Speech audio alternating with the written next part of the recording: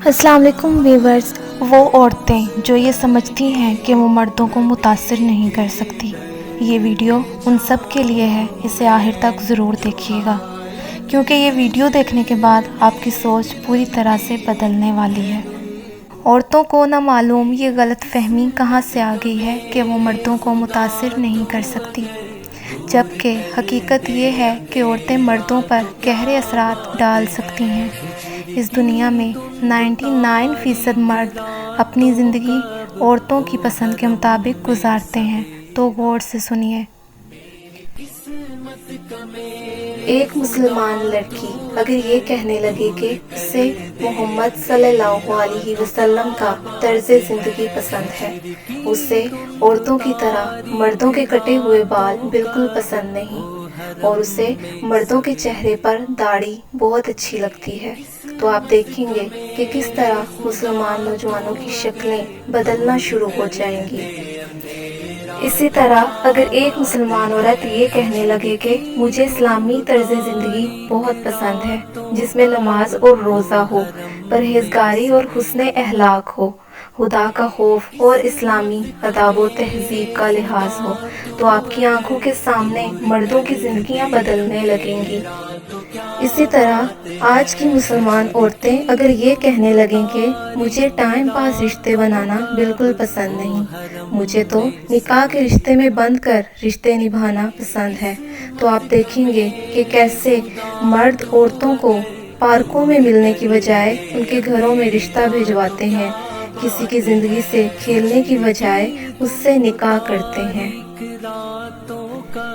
इसी तरह अगर एक मुसलमान बीवी ये कहने लगे कि मुझे अकेले रहना बिल्कुल पसंद नहीं, जैसे शादी से पहले मैं अपने माँ बाप के साथ बैठकर खाना खाती थी, वैसे ही मैं शादी के बाद अपने सास ससुर के साथ मिल बैठकर खाना पसंद करूँगी, तो आप देखेंगे कि कोई भी मर्द अपने माँ बाप को छोड़कर अलग रहने पर मजबूर नहीं होगा।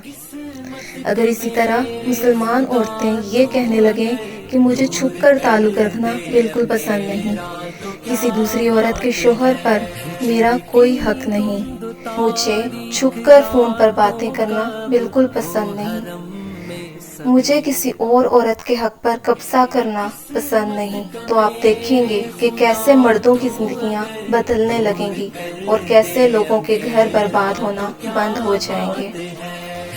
अगर इसी तरह एक मुसलमान बीवी ये साफ साफ कह दे कि उसे हराम की कमाई से सजाए हुए ड्राइंग रूम पसंद नहीं, रिश्वत के पैसे से ऐश और इशरत की ज़िंदगी बसर करना गवारा नहीं है, बल्कि वो हलाल की महदूद कमाई में रूखी सूखी रोटी खाकर एक छोटे से घर, एक कच्चे मकान में रहना ज़्यादा अजीज रखती है, तो आप देखेंगे कि हराम खोरी के बहुत से असबाब बंद हो जाएंगे, माशरे की बहुत सी बुराइयों का खात्मा हो जाएगा।